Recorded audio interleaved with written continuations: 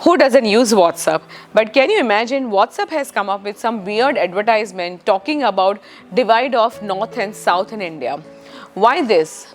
I saw one recent advertisement where a Punjabi chef goes to Bangalore to get a job in a restaurant. Somehow, he faces some barriers because of the language. Then WhatsApp helps him to learn Kannada, and then his job becomes better.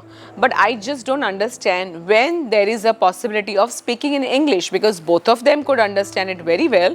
And of course, I know that they don't learn Hindi so much. So then English was the only option, right? Why this divide is shown in a prestigious brand like WhatsApp? Do they understand the depth of this matter? That there was nothing like North was Aryans and South were Dravidians?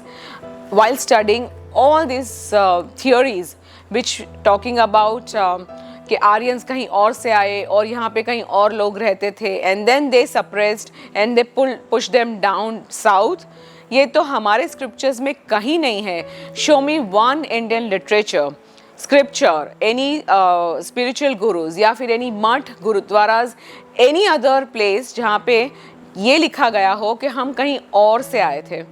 ये जो Aryan invasion theory है, which is completely humbug. It was only one guy, Macaulay, who had some agenda because of which he just created this theory and said and presented to British Parliament around 200 years, 150-200 years back, saying that even Aryans came from somewhere else, and then the original of humanity originated in Africa.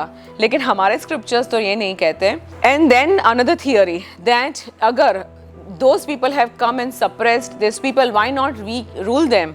So that was the tone of British research and theory.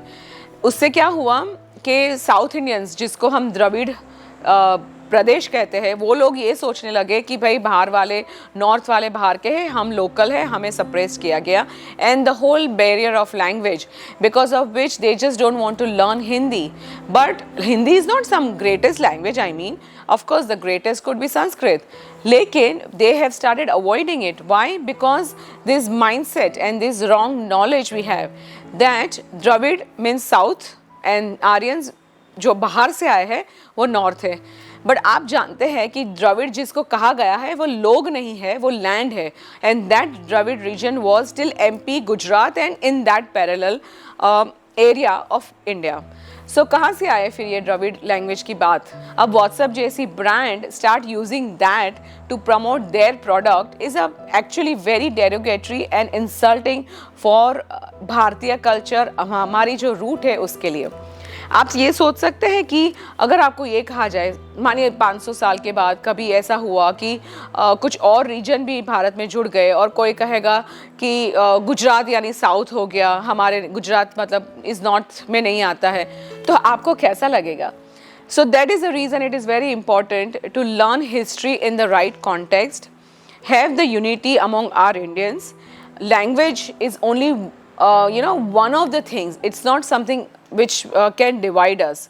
हमारे यहाँ पे 22 state languages है official, right? तो हमने तो कभी language के basis पे स्टेट नहीं बनाया जैसे यूरोप में है. Another thing which I want to share is, ये जो आर्यन इन्वेजन थियरी है उसमें बहुत लोगों ने रिसर्च किया है और उस पर कमेंट की है और उसको क्रिटिसाइज़ किया है. सो कभी आपको टाइम मिले गूगल में जाके सर्च कीजिए, आपको पता चलेगा कि ये थियरी जो है वो बहुत लोगों ने, इवन वेस्टर्न ऑथर्स ने, रिसर्चर्स ने डिस्कार्ड की है. So let's understand one thing कि द्रविड़ मतलब एक प्रदेश है. आर्यंस यानी हम सारे भारतीय लोग जो है सारे हम आर्यंस हैं. हमारे अगर कोई लैंग्वेज अगर हमको जोड़ सकती है तो संस्कृत है, क्योंकि साउथ की ऑलमोस्ट सारी लैंग्वेजेस का भी ओरिजिन जैसे नॉर्थ में है संस्कृत ही है. सो येस, लेट्स अंडरस्टैंड कि अगर हम हिंदी जो हाईली संस्कृताइज्ड हिंदी अगर हम यूज़ करते हैं, so that can connect north with south very easily. Tell me your thoughts about it and tell me if you have ever come across this kind of discrimination because of language while traveling anywhere within India.